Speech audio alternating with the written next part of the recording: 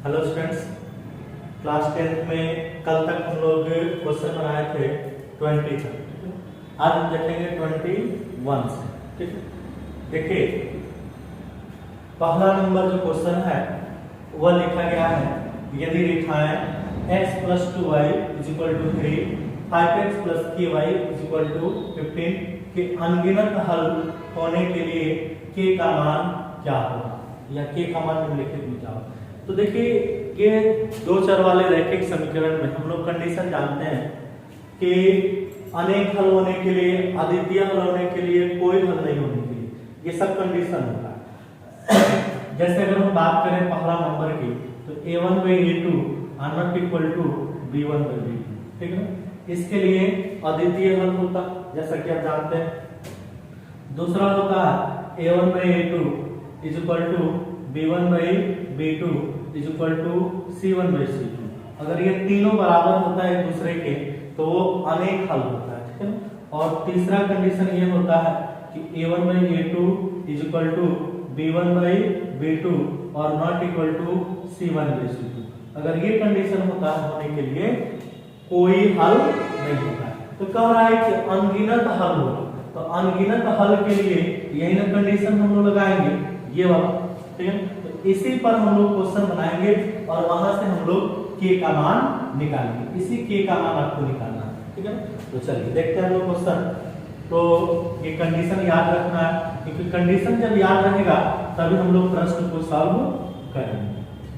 चलिए देखिए क्वेश्चन में प्रश्न क्या है बाबू, तो x प्लस क्या है 2y = 3 है, फिर क्या है 5x + ky = क्या है 15, ठीक है।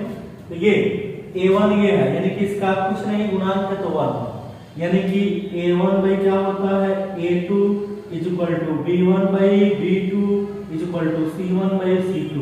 जब यही होता है तो इसके लिए अनेक हल होते हैं। तो a1/a2 यहाँ कुछ नहीं है तो 1/5 होगा = b1/b2 मतलब 2 कितना जी k होगा, और यहाँ c1/c2 मतलब 3 कितना 15, याद रखना।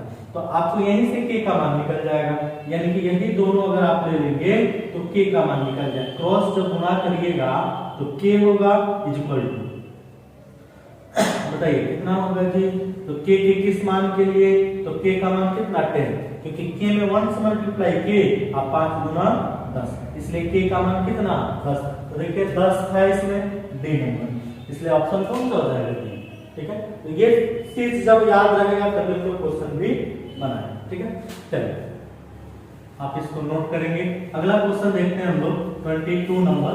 22 नंबर में क्या है देखिए, लिखा गया है निम्न में कौन सा द्विघात समीकरण है। तो द्विघात समीकरण के लिए हम लोग कंडीशन जानते हैं। तो द्विघात समीकरण के लिए क्या कंडीशन होता है, द्विघात। सबसे पहले द्विघात में उसके घात यानी कि पावर जो होता है ना बाबू वो 2 होता है। पावर कितना होना चाहिए 2, और समीकरण की बात करें तो इक्वल टू 2 ही चीज पहचान होती है, यानी कि उसका घात 2 होना चाहिए, इक्वल टू होना चाहिए, बस समीकरण इक्वल टू तो होगा ही, ठीक है। यही पहचान है। तो चलिए हम लोग एक एक करके सॉल्व करके देखेंगे कि निम्नलिखित में कौन सा द्विघात समीकरण है। जैसे आप पहला नंबर आप देखिए, ए नंबर में आप देखिए लिखा गया है x + 2 और इंटू x - क्या 2 = क्या है बाबू, तो x² - 4x का पावर 3, यानी कि घात कितने आने चाहिए, तो 2 आने चाहिए, ठीक है ना।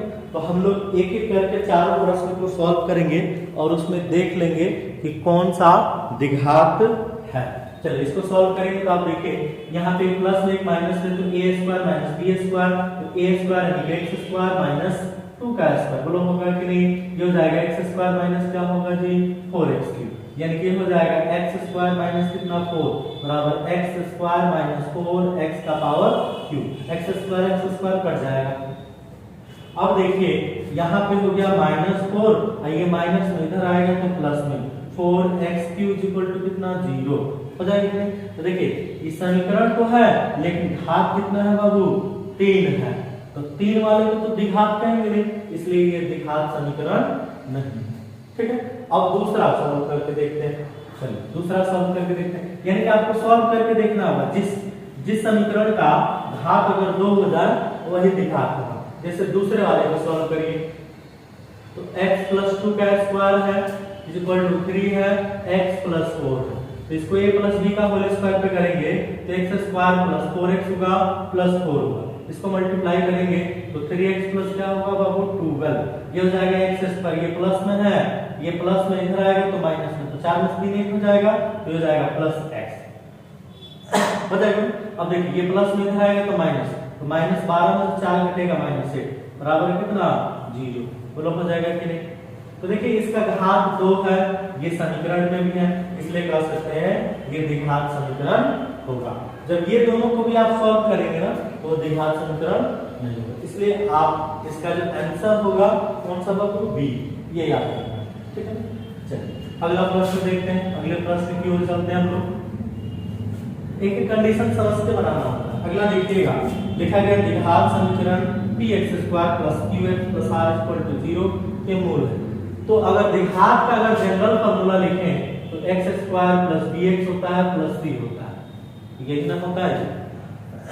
इसके मूल अल्फा और बीटा, तो मूल कौन कौन होते हैं तो ध्यान दीजिएगा, आपको पता होगा कि अल्फा बराबर -b प्लस √d और d बटा क्या होता है जी 2 और बीटा बराबर होता है -b -√d बटा क्या होता है 2।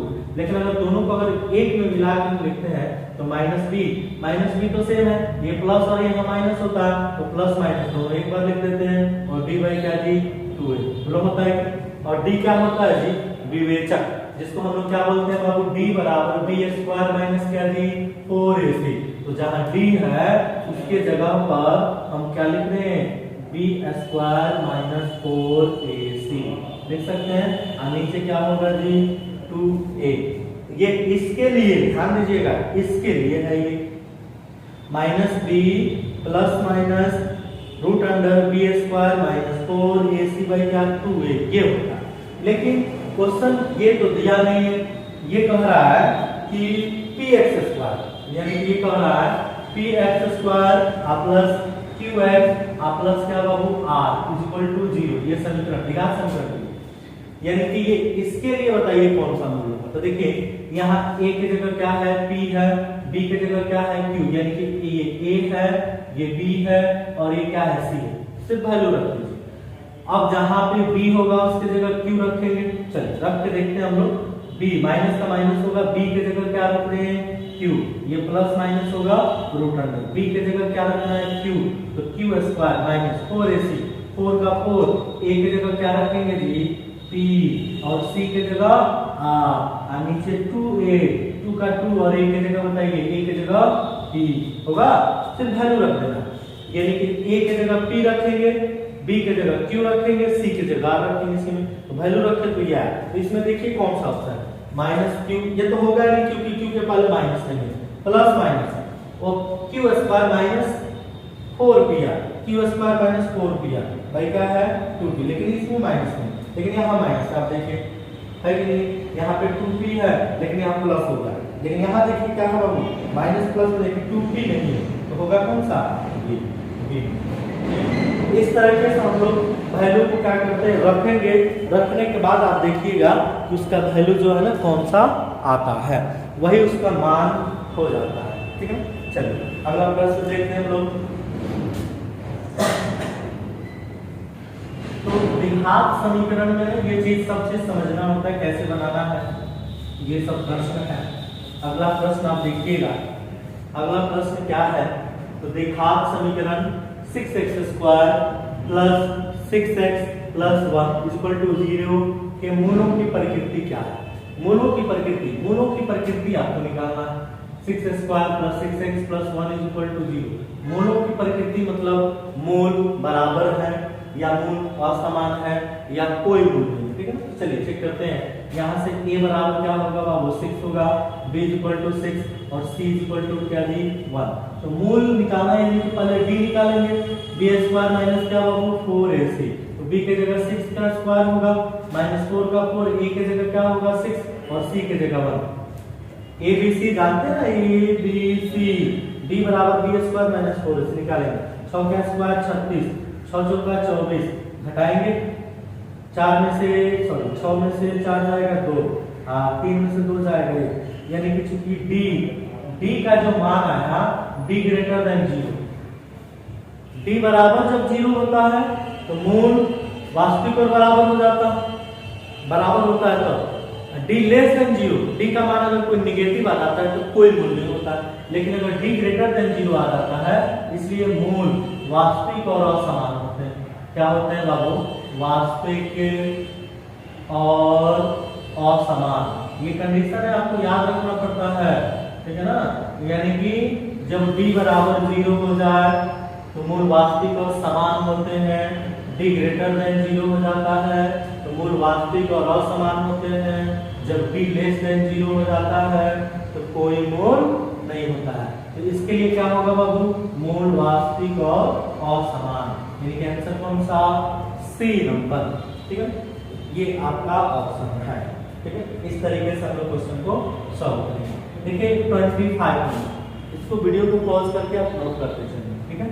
चलिए अगला क्वेश्चन क्या है? 25 नंबर आप देखें तो 25 नंबर क्वेश्चन में लिखा गया है, ठीक है। 25 नंबर क्वेश्चन में है कि 3x² माइनस 18x, देखिए 3x² माइनस 18x, ठीक है ना। 3x² minus 18x plus 6 is equal to 0, 3x² minus 18x plus 6 is equal to 0 में मूलों का योग। अब देखिए द्विघात समीकरण में मूलों का योग नहीं होता, द्विघात बहुपद में, ठीक है। तो देखिए मूलों का योग ये निकालता प्लस क्या बाबू? बीटा माइनस बी बाई कितना दी? मूलों का योग यही ना है। तो देखिए माइनस का माइनस बी की जगह क्या है जी? माइनस 18। बोलो होगा कि नहीं? माइनस तो पहले से बी की जगह माइनस 18 और ए की जगह कितना? 3। तो ये तो माइनस माइनस प्लस हो गया, 18/3 यानी कितना हो जाएगा जी? 6। तो ये आपका ऑप्शन होगा, आप देख लेंगे बुक में, तो ऑप्शन नंबर कौन सा होगा? 6, यानी कि ऑप्शन नंबर होगा डी, ठीक है, डी।